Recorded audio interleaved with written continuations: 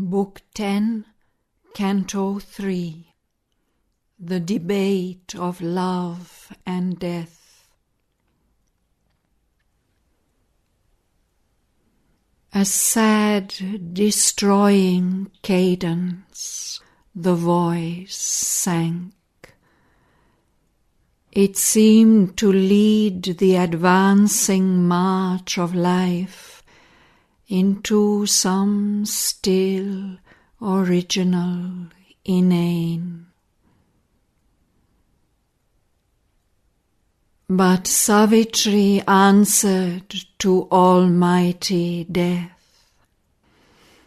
O dark-browed sophist of the universe, who veils the real with its own idea, hiding with brute objects nature's living face, masking eternity with thy dance of death. Thou hast woven the ignorant mind into a screen, and made of thought error's purveyor and scribe, and a false witness of mind's servant sense.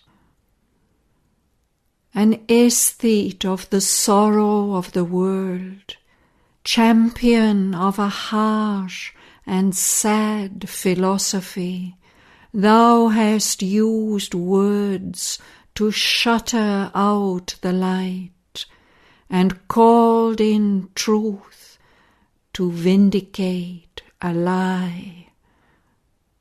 A lying reality is falsehood's crown, and a perverted truth her richest gem.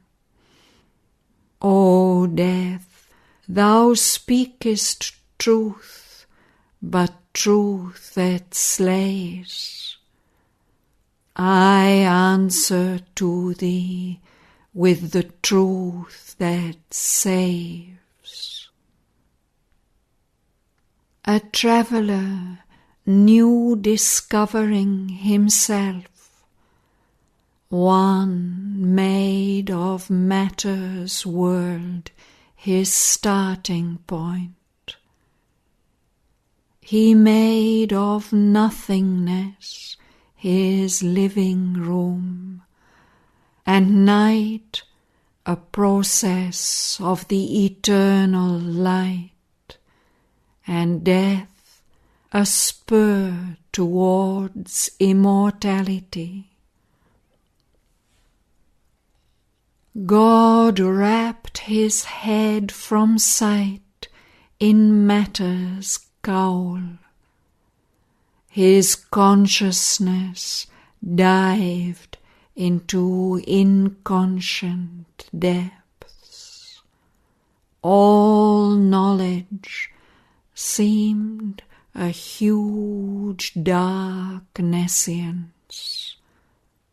Infinity wore a boundless zero's form. His abysms of bliss became insensible deeps. Eternity, a blank spiritual vast. Annulling an original nullity, the timeless took its ground in emptiness, and drew the figure of a universe, that the spirit might adventure into time, and wrestle with adamant necessity, and the soul pursue a cosmic pilgrimage. A spirit moved in black immensities, and built a thought in ancient nothingness, a soul was lit in God's tremendous void, a secret labouring glow of nascent fire. In nihil's gulf his mighty puissance wrought. She swung her formless motion into shapes, made matter the body of the bodiless. Infant and dim the eternal mights awoke. In inert matter breathed a slumbering life. In a subconscient life mind lay asleep. In waking life it stretched its giant limbs to shake from it the torpor of its drowse. A senseless substance quivered into sense. The world's heart commenced to beat, its eyes to see.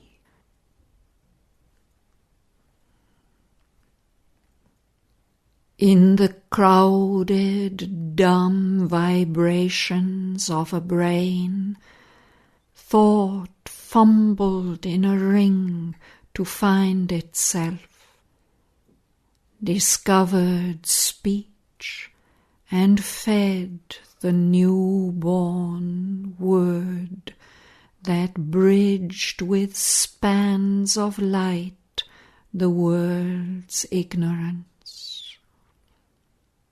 In waking mind the thinker built his house. A reasoning animal willed and planned and sought. He stood erect among his brute compeers. He built life new, measured the universe, opposed his fate, and wrestled with unseen powers, conquered and used the laws that rule the world, and hoped to ride the heavens and reach the stars, a master of his huge environment.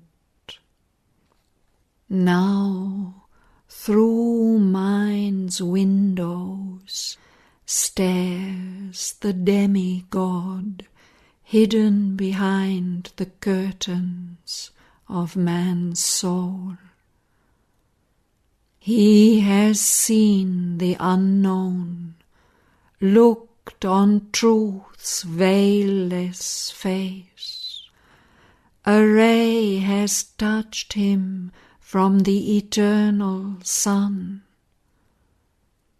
Motionless, voiceless, in foreseeing depths, he stands awake in supernature's light, and sees a glory of arisen wings, and sees the vast descending might of God.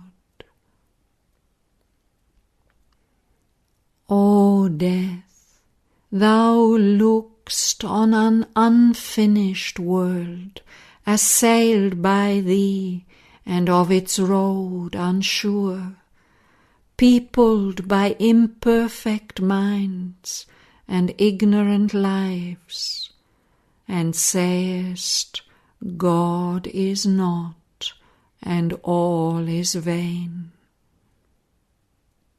How shall the child already be the man? Because he is infant, shall he never grow? Because he is ignorant, shall he never learn? In a small, fragile seed, a great tree lurks. In a tiny gene, a thinking being is shut.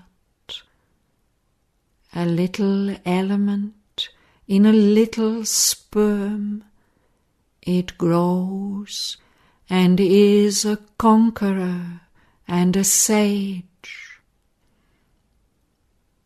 Then wilt thou spew out death, God's mystic truth, deny the occult spiritual miracle?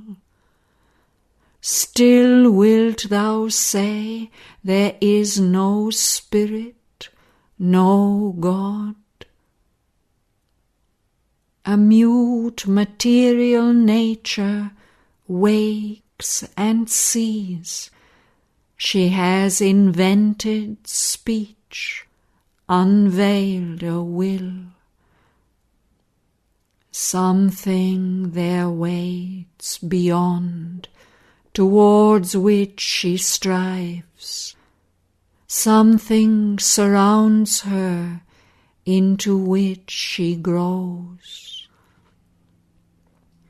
To uncover the spirit, to change back into God, to exceed herself is her transcendent task.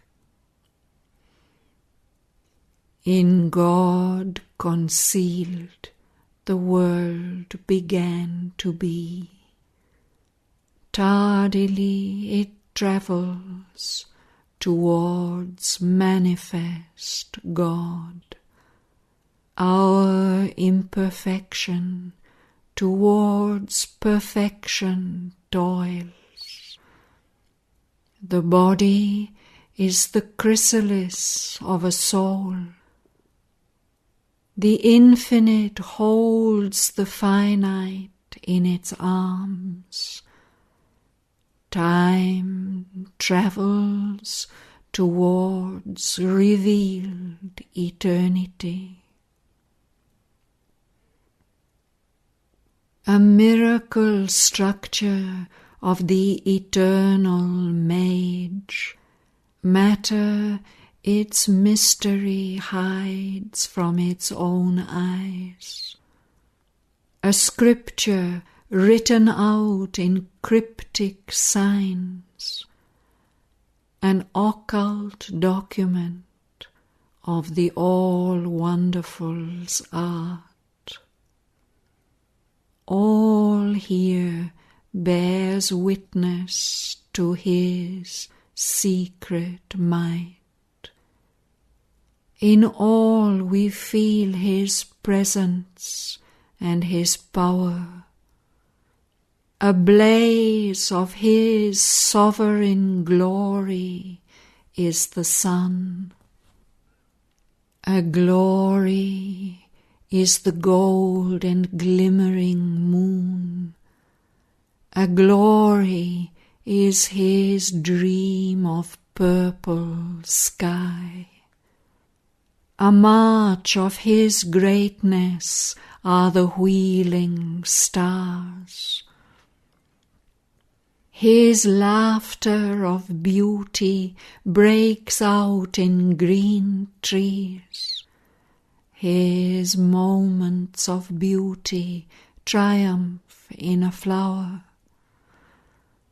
The blue seas chant, the rivulet's wandering voice are murmurs falling from the Eternal's harp. This world is God fulfilled in outwardness. His ways challenge our reason and our sense. by blind brute movements of an ignorant force, by means we slight as small, obscure, or base, a greatness founded upon little things. He has built a world in the unknowing void. His forms he has massed from infinitesimal dust. His marvels are built from insignificant things. If mind is crippled, life untaught and crude, if brutal masks are there and evil acts, they are incidents of his vast and varied plot, his great and dangerous drama's needed steps. He makes with these and all his passion play, a play and yet no play, but the deep scheme of a transcendent wisdom, finding ways to meet her Lord in the shadow and the night. Above her is the vigil of the stars, watched by a solitary infinitude. She embodies in dumb matter the divine, in symbol minds and lives the absolute.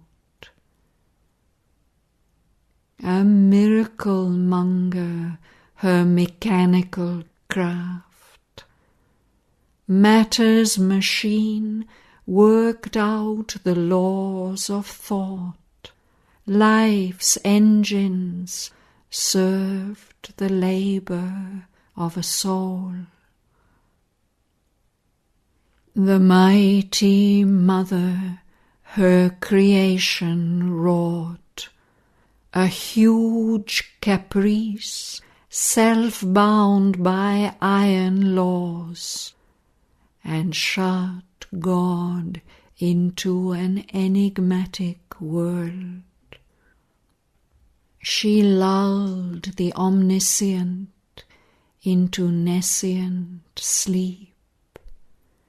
Omnipotence on inertia's back she drove, trod perfectly with divine unconscious steps the enormous circle of her wonder works.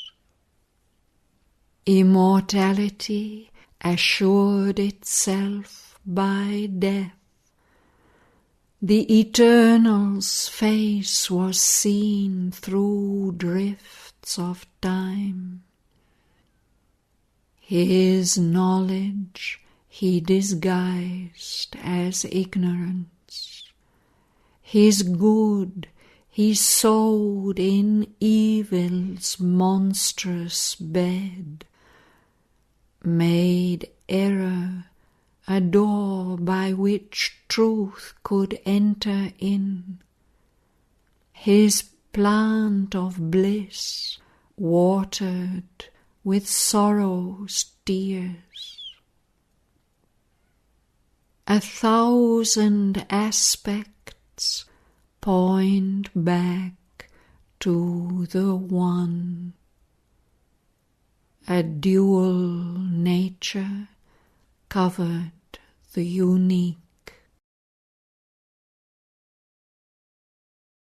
In this meeting of the Eternal's mingling masks, this tangled dance of passionate contraries, locking like lovers in a forbidden embrace, the quarrel of their lost identity.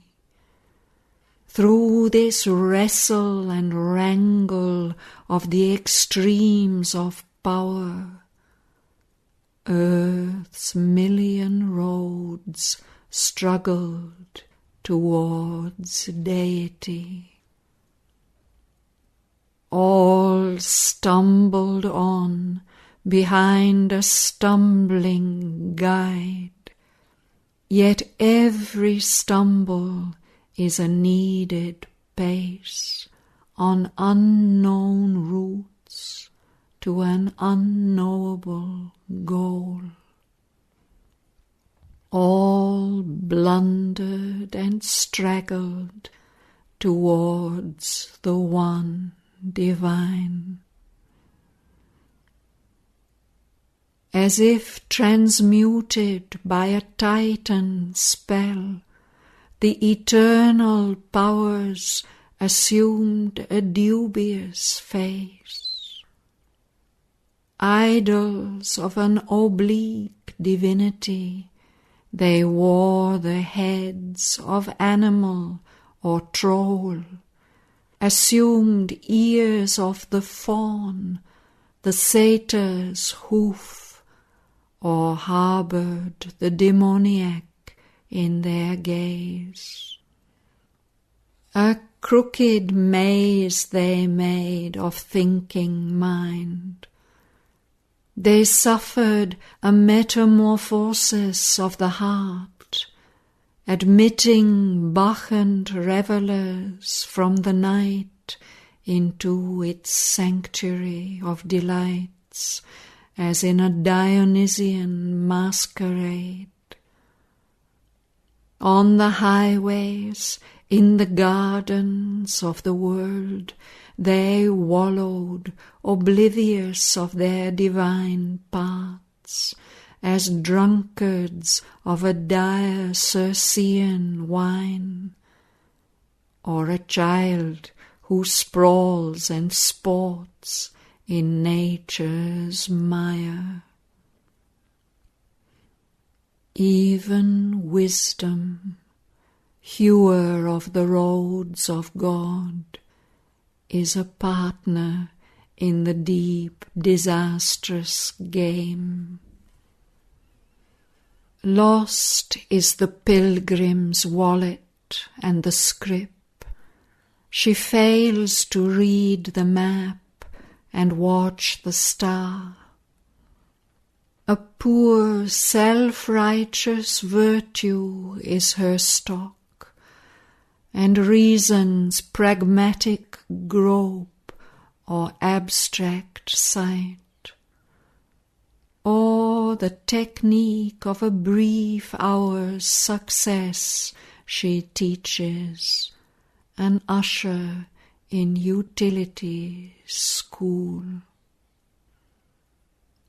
On the ocean surface of vast consciousness, small thoughts in shoals are fished up into a net, but the great truths escape her narrow cast. Guarded from vision by creation's depths, obscure they swim in blind, enormous gulfs, safe from the little sounding leads of mind, too far for the puny diver's shallow plunge. Our mortal vision peers with ignorant eyes. It has no gaze on the deep heart of things. Our knowledge walks leaning on error's staff, a worshipper of false dogmas and false gods, or fanatic of a fierce, intolerant creed, or a seeker doubting every truth he finds, a skeptic facing light with adamant no, or chilling the heart with dry, ironic smile, a cynic stamping out the God in man. A darkness wallows in the paths of time, or lifts its giant head to blot the stars. It makes a cloud of the interpreting mind, and intercepts the oracles of the sun. Yet light is there. It stands at nature's doors. It holds a torch to lead the traveller in. It waits to be kindled in our secret cells. It is a star lighting an ignorant sea, a lamp upon our poop, piercing the night. As knowledge grows, light flames up from within. It is a shining warrior in the mind, an eagle of dreams in the divining heart, an armor in the fight, a bow of God. Then larger dawns arrive, and wisdom's pomps cross through the being's dim, half-lighted fields.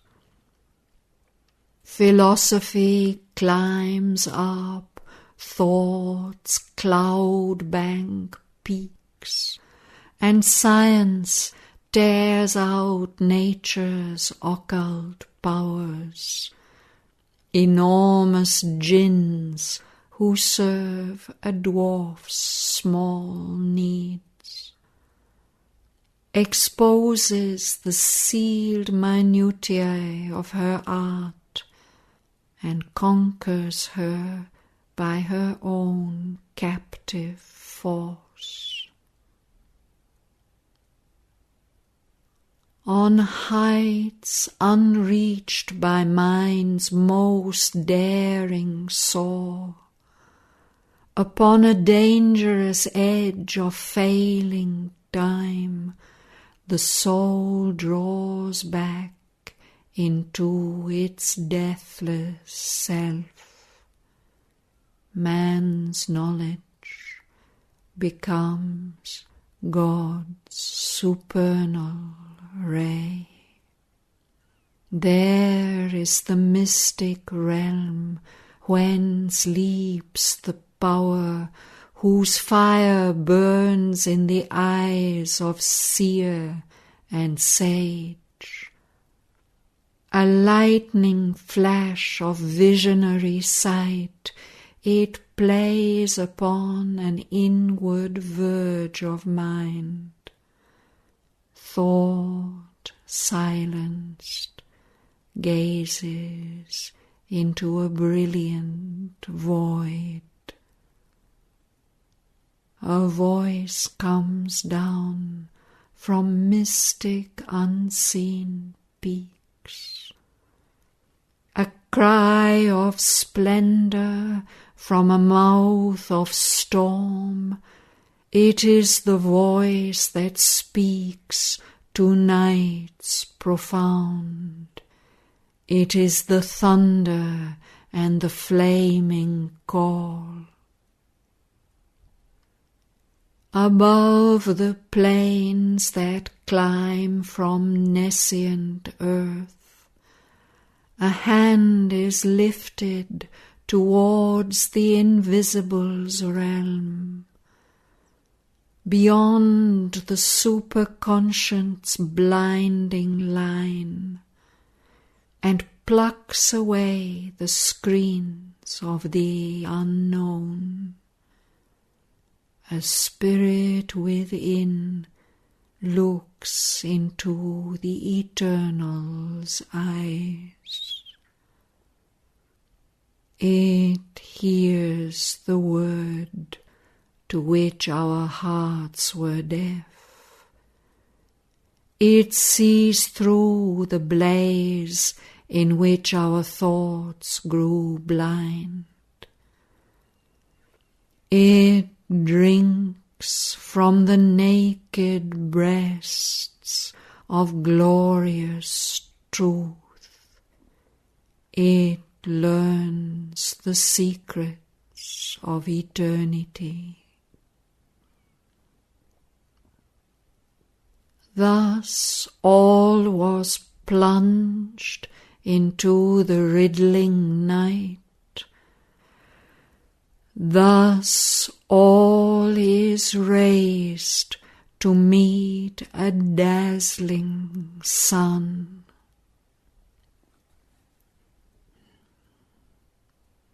O death, this is the mystery of thy reign.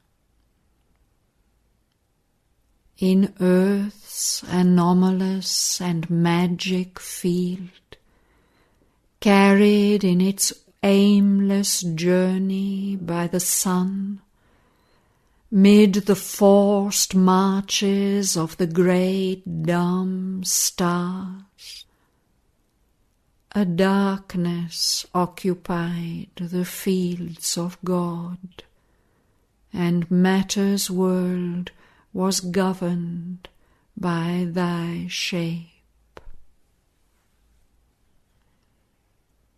Thy mask has covered the Eternal's face. The bliss that made the world has fallen asleep. Abandoned in the vast, she slumbered on. An evil transmutation overtook her members till she knew herself no more. Only through her creative slumber flit frail memories of the joy and beauty meant under the sky's blue laugh, mid green scarfed trees, and happy squanderings of scents and hues, in the field of the golden promenade of the sun, and the vigil of the dream light of the stars, amid high meditating heads of hills, on the bosom of voluptuous rain-kissed earth, and by the sapphire tumblings of the sea. But now the primal innocence is lost, and death and ignorance govern the mortal world, and nature's visage wears a greyer hue. Earth still has kept her early charm and grace. The grandeur and the beauty still are hers, but veiled is the divine inhabitant. The souls of men have wandered from the light, and the great Mother turns away her face. The eyes of the creatrix bliss are closed, and sorrow's touch has found her in her dreams. As she turns and tosses on her bed of void, because she cannot wake and find herself, and cannot build again her perfect shape. Oblivious of her nature and her state, forgetting her instinct of felicity, forgetting to create a world of joy, she weeps and makes her creatures' eyes to weep. Testing with sorrow's edge her children's breasts, she spends on life's vain waste of hope and toil the poignant luxury of grief and tears. In the nightmare change of her half-conscious dream, tortured herself and torturing by her touch, she comes to our hearts and bodies and our lives wearing a hard and cruel mask of pain. Our nature, twisted by the abortive birth, returns wry answers to life's questioning shocks, an acrid relish finds in the world's pangs, drinks the sharp wine of grief's perversity. A curse is laid on the pure joy of life. Delight, God's sweetest sign and beauty's twin, dreaded by aspiring saint and austere sage, is shunned, a dangerous and ambiguous cheat, a specious trick of an infernal power. It tempts the soul to its self-hurt and fall. A Puritan God made pleasure a poisonous fruit, or red drug in the marketplace of death, and sin the child of nature's ecstasy.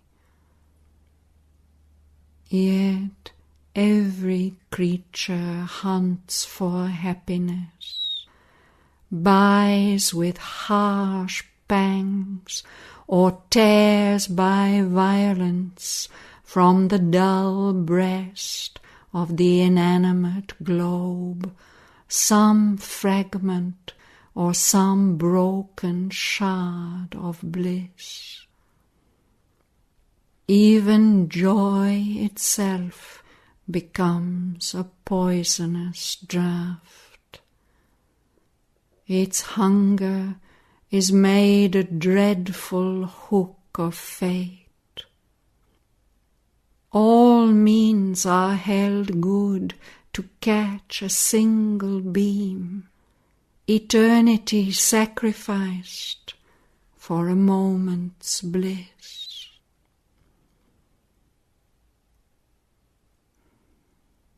Yet for joy and not for sorrow earth was made, and not as a dream in endless suffering time. Although God made the world for his delight, an ignorant power took charge and seemed his will, and death's deep falsity has mastered life. All grew a play of chance, simulating fate.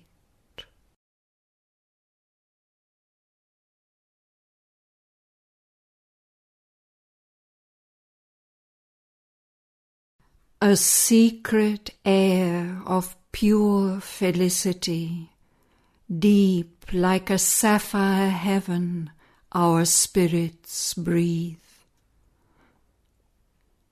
Our hearts and bodies feel its obscure call. Our senses grope for it and touch and lose. If this withdrew, the world would sink in the void.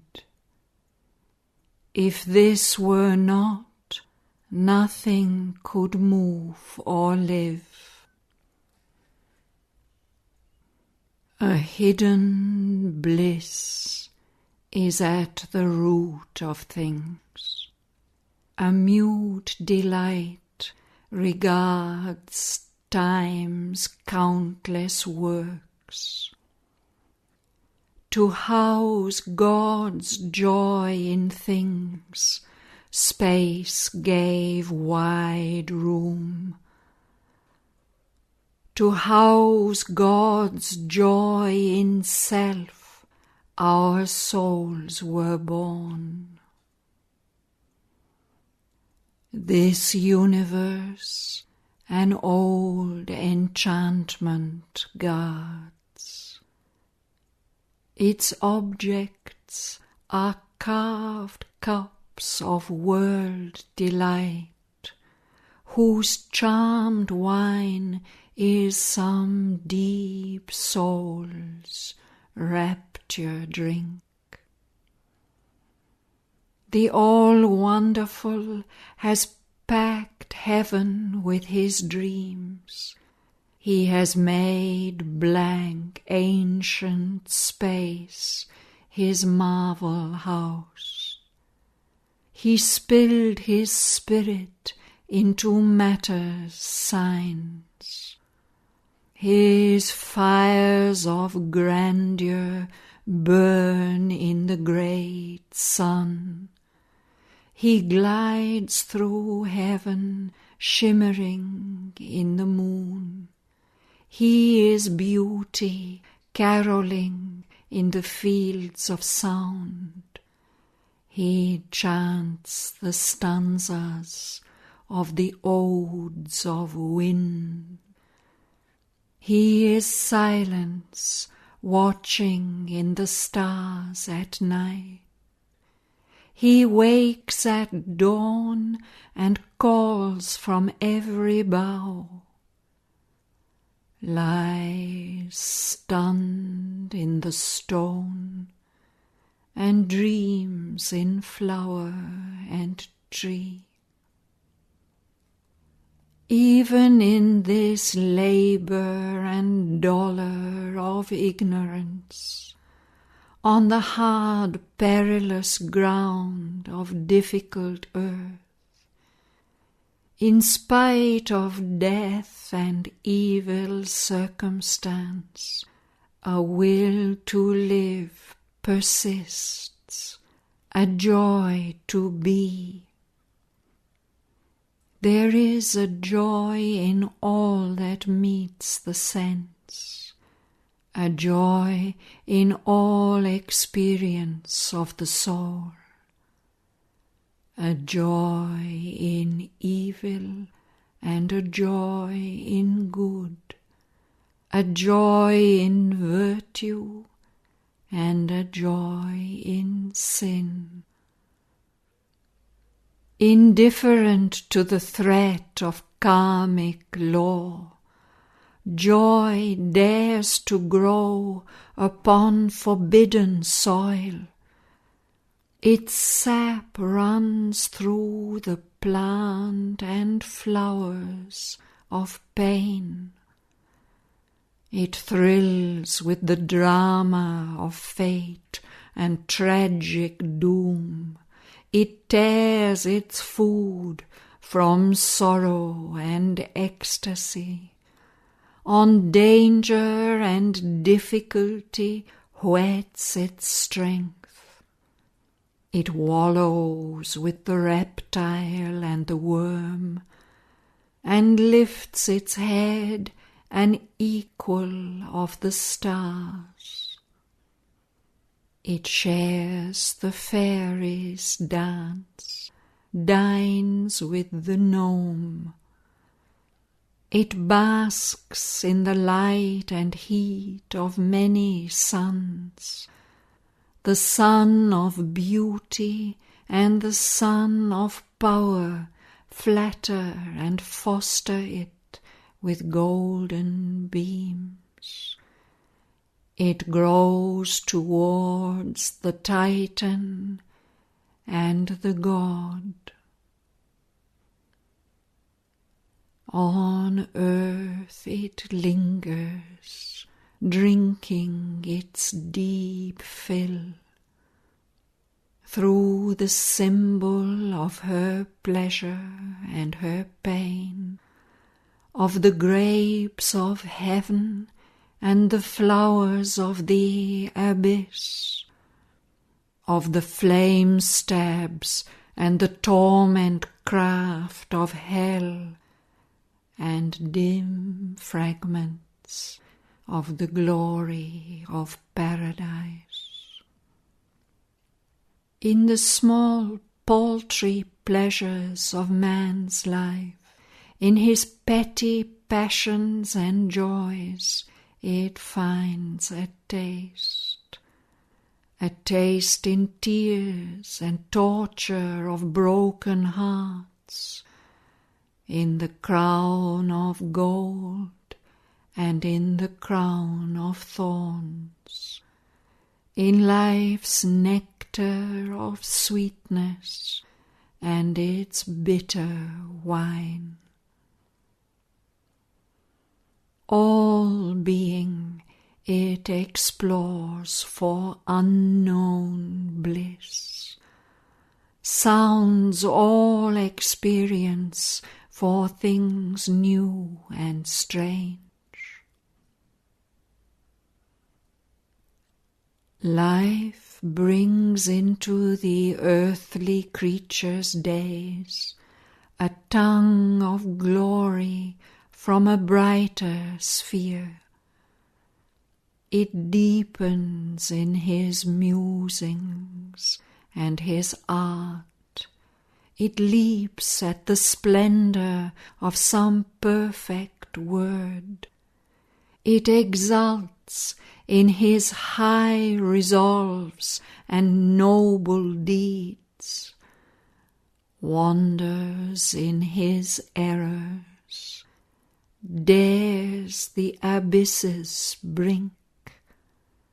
It climbs in his climbings, wallows in his fall. Angel and demon brides his chamber share, possessors or competitors for life's heart.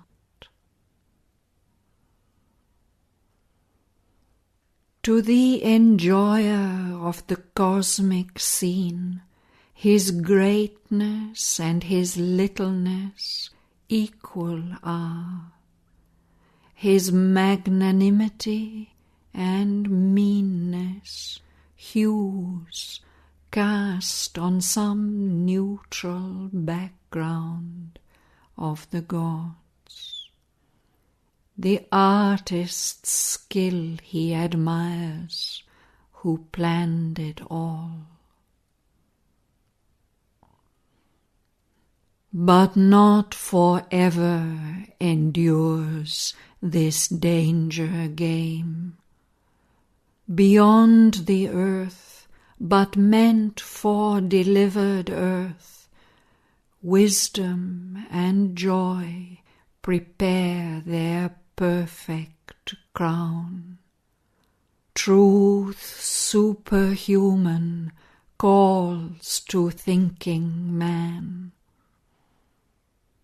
At last the soul turns to eternal things. In every shrine it cries for the clasp of God. Then is there played the crowning mystery. Then is achieved the longed-for miracle. Immortal bliss, her wide celestial eyes opens on the stars. She stirs her mighty limbs. Time thrills to the sapphics of her amour song, and space fills with a white beatitude. Then, leaving to its grief the human heart, abandoning speech and the name-determined realms, through a gleaming, far-seen sky of wordless thought, through naked, thought-free heavens of absolute sight, she climbs to the summits where the unborn idea, remembering the future that must be, looks down upon the works of labouring force, immutable above the world it made. In the vast golden laughter of truth's sun, like a great heaven bird on a motionless sea, is poised her winged ardour of creative joy on the still deep of the Eternal's peace. This was the aim, this the supernal law, nature's allotted task when beauty drenched in dim mist waters of inconscient sleep, out of the void this grand creation rose.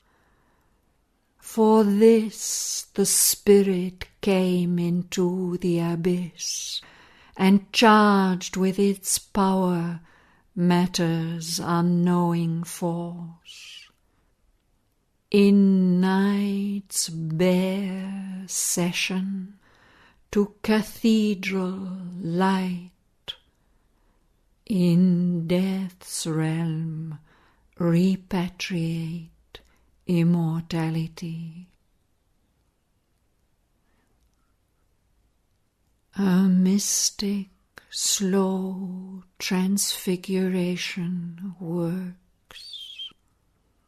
All our earth starts from mud and ends in sky, and love that was once an animal's desire, then a sweet madness in the rapturous heart, an ardent comradeship in the happy mind, becomes a wide spiritual yearning's space.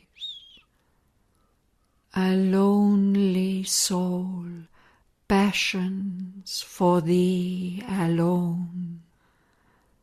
The heart that loved man thrills to the love of God.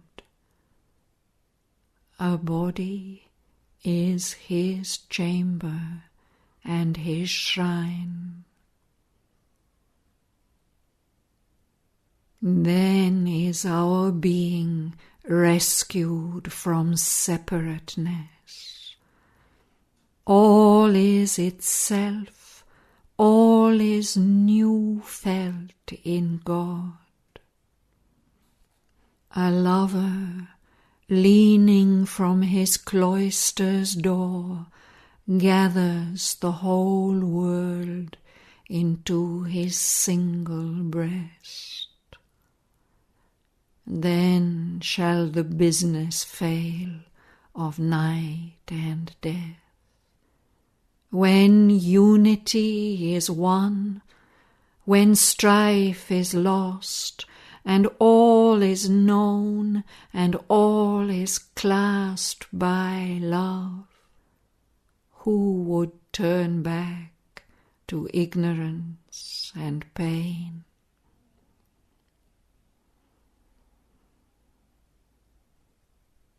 O death, I have triumphed over thee within.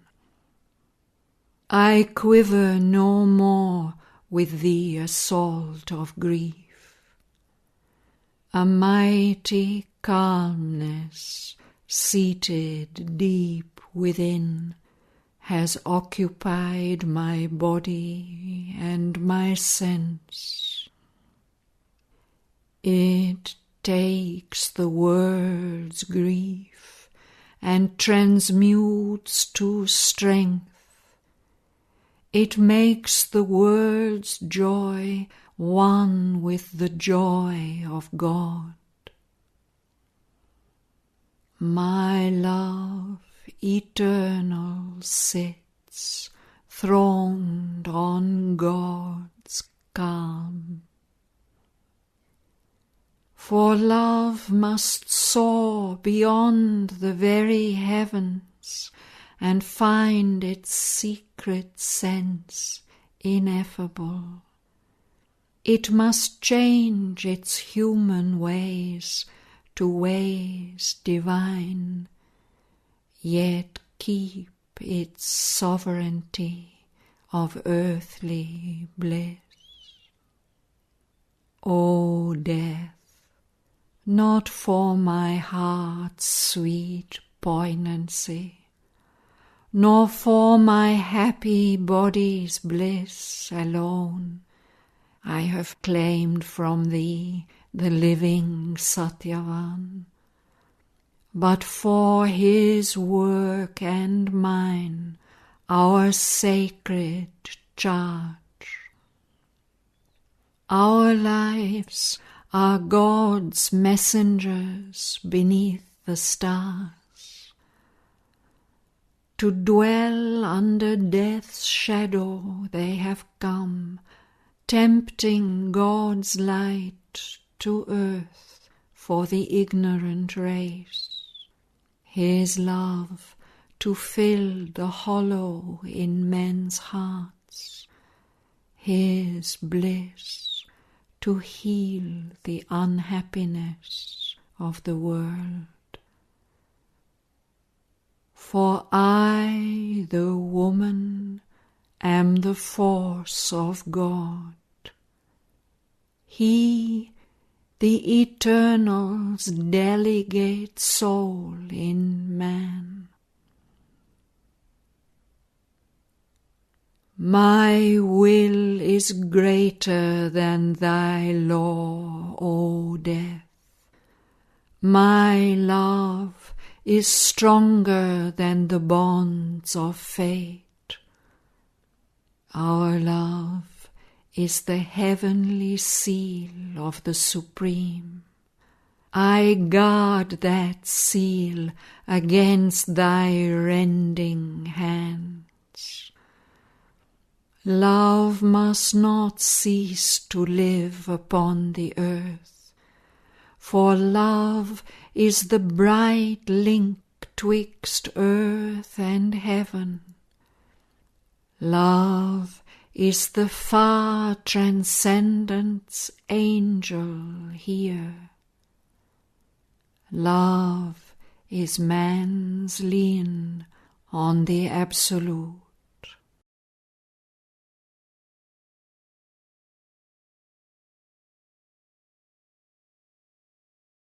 But to the woman, Death the God replied, with the ironic laughter of his voice discouraging the labour of the stars. Even so men cheat the truth with splendid thoughts. Thus wilt thou hire the glorious charlatan mind to weave from his ideal's gossamer air a fine raiment for thy body's nude desires, and thy heart's clutching greedy passion clothe. Daub not the web of life with magic hues. Make rather thy thought a plain and faithful glass, reflecting matter and mortality, and know thy soul a product of the flesh, a made-up self in a constructed world. Thy words are large murmurs in a mystic dream. For how in the soiled heart of man could dwell the immaculate grandeur of thy dream-built God? Or who can see a face and form divine in the naked two-legged worm thou callest man? O human face, put off mind-painted masks. The animal be, the worm that nature meant. Accept thy futile birth, thy narrow life. For truth is bare like stone, and hard like death. Bare in the bareness, hard with truth's hardness, live.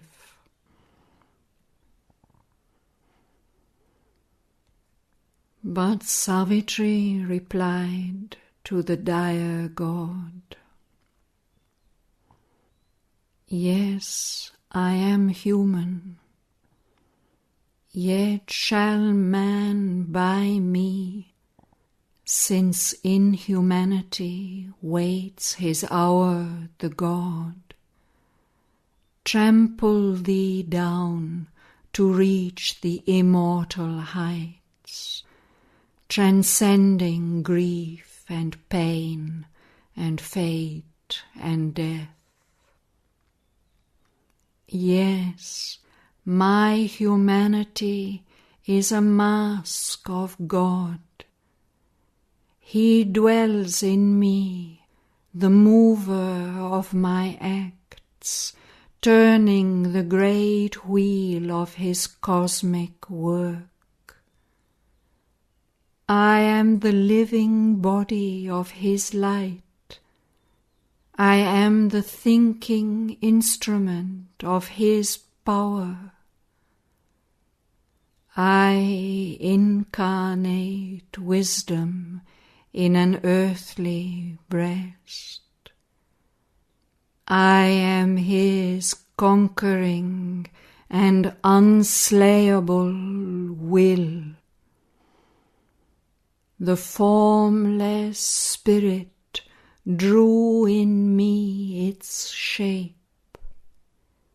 In me are the nameless and the secret name.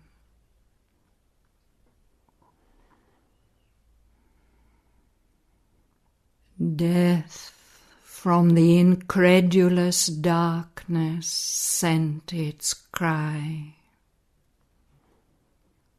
O priestess in imagination's house, persuade first nature's fixed immutable laws, and make the impossible thy daily work. How canst thou force to wed two eternal foes? Irreconcilable in their embrace, they cancel the glory of their pure extremes. An unhappy wedlock maims their stunted force. How shall thy will make one the true and false? Where matter is all, their spirit is a dream. If all are the spirit, matter is a lie. And who was the liar who forged the universe? The real with the unreal cannot mate. He who would turn to God must leave the world. He who would live in the Spirit must give up life.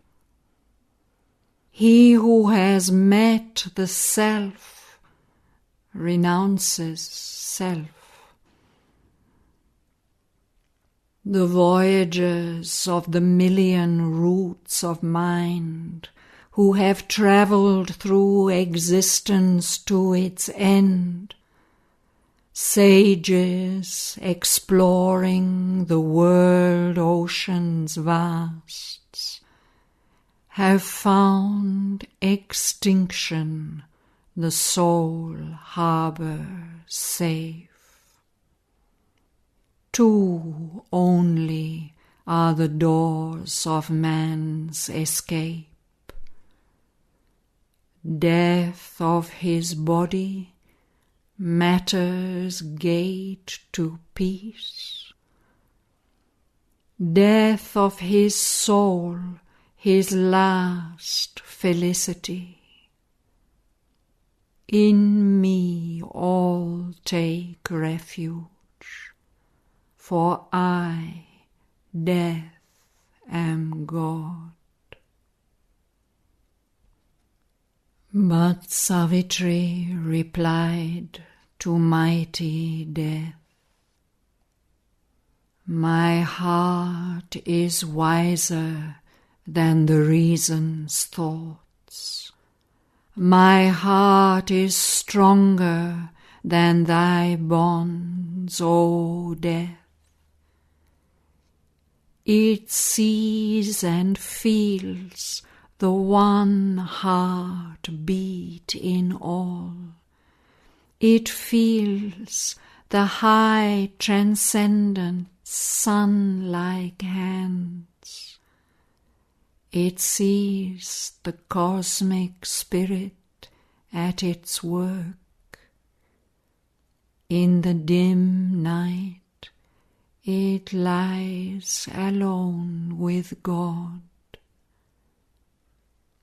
My heart's strength can carry the grief of the universe and never falter from its luminous track, its white tremendous orbit through God's peace.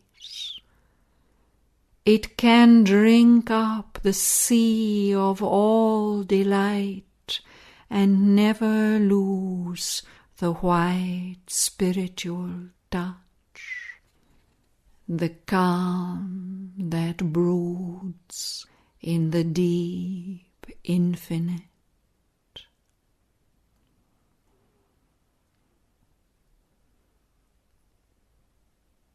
He said, Art thou indeed so strong, O heart, O soul so free? And canst thou gather then bright pleasure from my wayside flowering boughs, yet falter not from thy hard journey's goal? Meet the world's dangerous touch and never fall?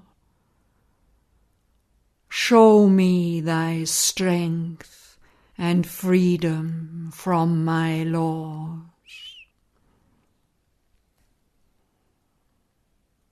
But Savitri answered,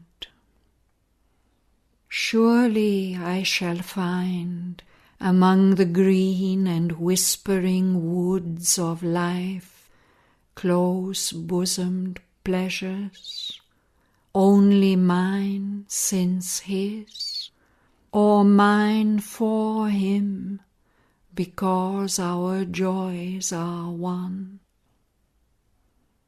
And if I linger, time is ours and God's.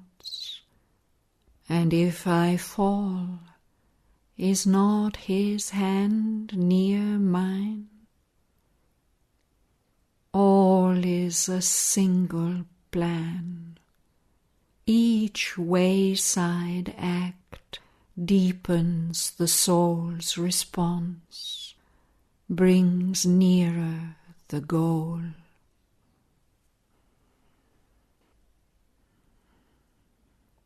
Death, the contemptuous nihil, answered her.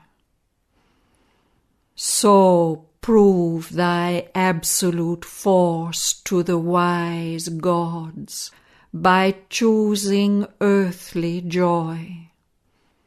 For self demand, and yet from self and its gross masks live free. Then will I give thee all thy soul desires, all the brief joys earth keeps for mortal hearts. Only the one dearest wish that outweighs all hard laws forbid, and thy ironic fate. My will once wrought remains unchanged through time, and Satyavan can never again be thine.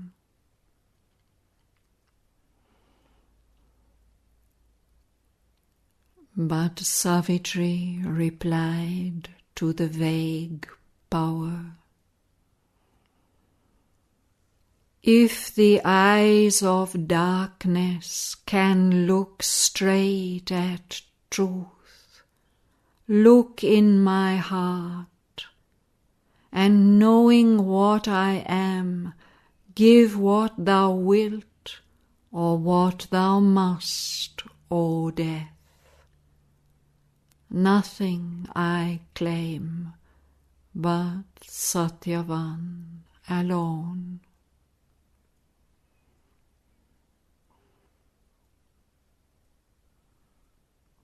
There was a hush as if of doubtful fates, as one disdainful still who yields a point. Death bowed his sovereign head in cold assent. I give to thee, saved from death and poignant fate, whatever once the living Satyavan desired in his heart for Savitri. Bright noons I give thee, and unwounded dawns, daughters of thy own shape in heart and mind, fair hero sons, and sweetness undisturbed of union with thy husband dear and true. And thou shalt harvest in thy joyful house felicity of thy surrounded eaves. Love shall bind by thee many gathered hearts. The opposite sweetness in thy days shall meet, of tender service to thy life's desired, and loving empire over all thy loved, two poles of bliss made one, O Savitri. Return, O child, to thy forsaken earth.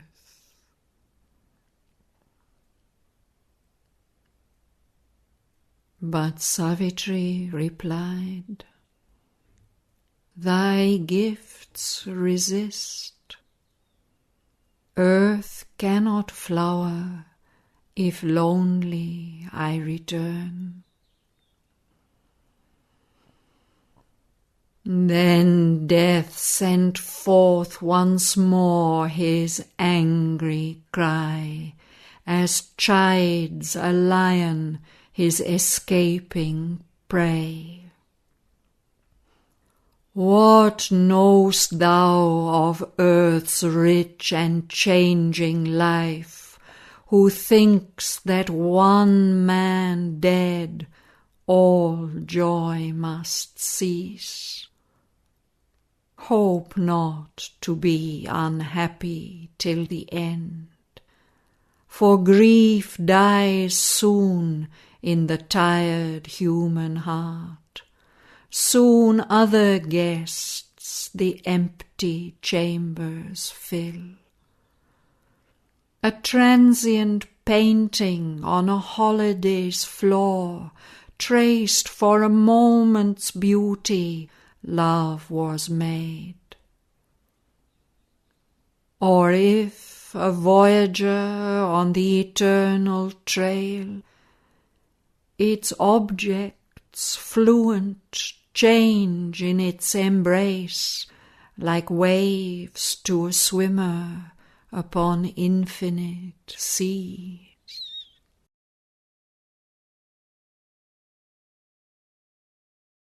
But Savitri replied to the vague god, Give me back Satyavan, my only lord. Thy thoughts are vacant to my soul that feels the deep eternal truth in transient things. Death answered her, Return and try thy soul. Soon shalt thou find appeased that other men on lavish earth have beauty, strength, and truth. And when thou hast half forgotten, one of these shall wind himself around thy heart that needs some human answering heart against thy breast. For who, being mortal, can dwell glad alone? Then Satyavan shall glide into the past, a gentle memory pushed away from thee by new love and thy children's tender hands, till thou shalt wonder if thou lovest at all. Such is the life earth's travail has conceived, a constant stream that never is the same.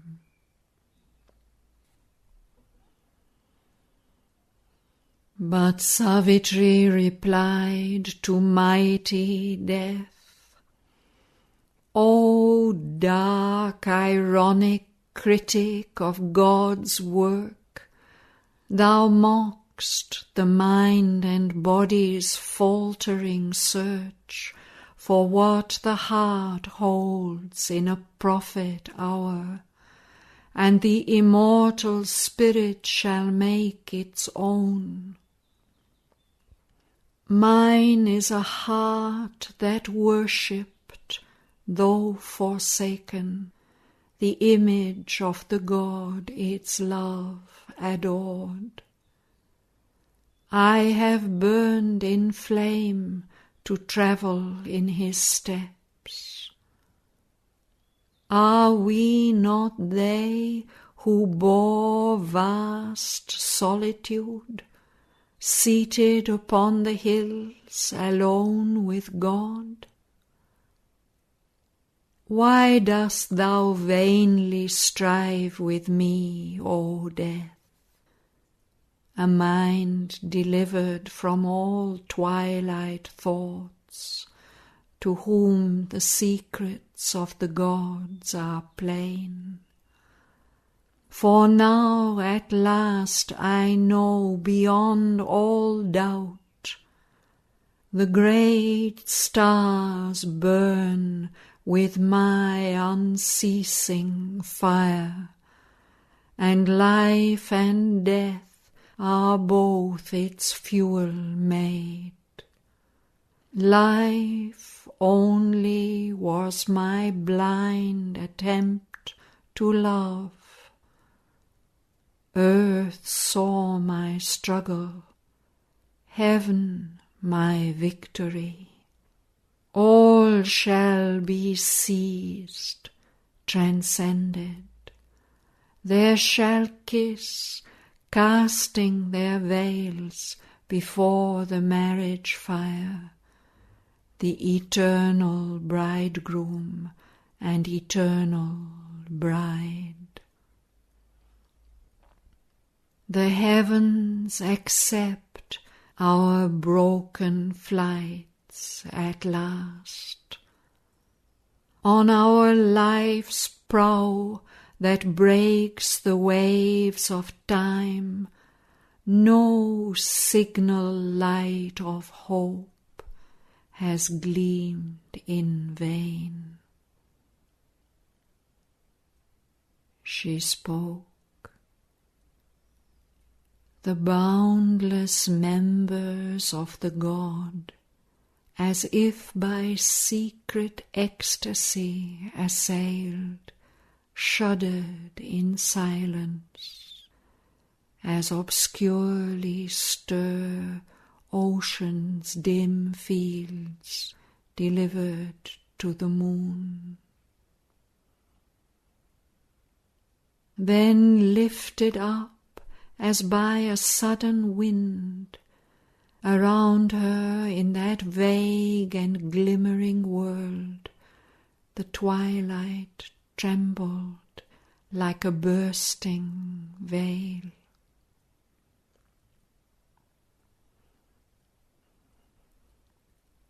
Thus with armed speech the great opponents strove.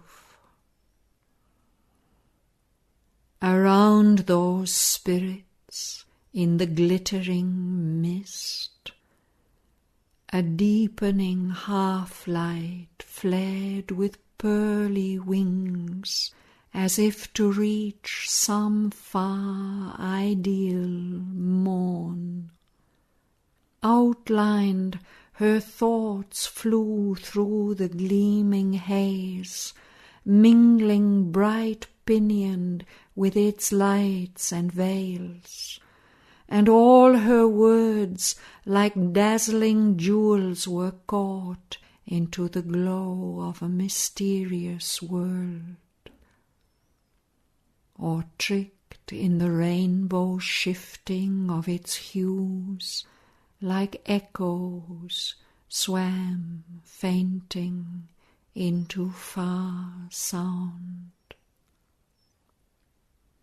All utterance, all mood must there become an unenduring tissue sewn by mind to make a gossamer robe of beautiful change.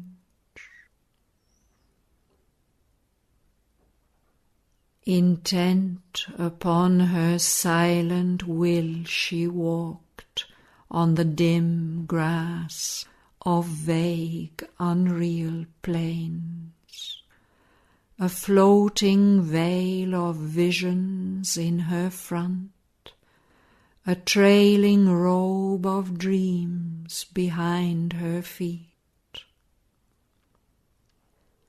But now her spirit's flame of conscient force, retiring from a sweetness without fruit, called back her thoughts from speech to sit within in a deep room in meditation's house. For only there could dwell the soul's firm truth, imperishable, a tongue of sacrifice. It flamed unquenched upon the central hearth, where burns for the high house lord and his mate the homestead's sentinel and witness fire, from which the altars of the gods are lit.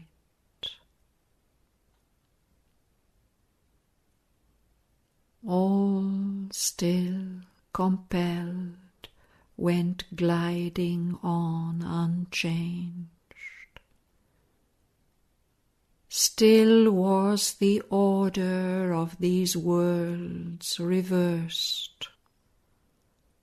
The mortal led, the god and spirit obeyed, and she behind was leader of their march, and they in front were followers of her will. Onward they journeyed through the drifting ways, vaguely companioned by the glimmering mists. But faster now all fled, as if perturbed, escaping from the clearness of her soul.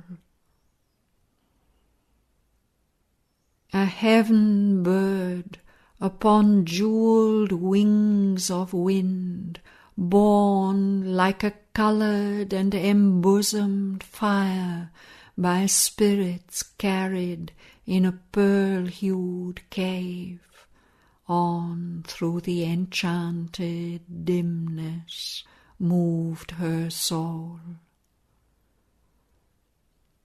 Death walked in front of her, and Satyavan in the dark front of death, a failing star. Above was the unseen balance of his fate.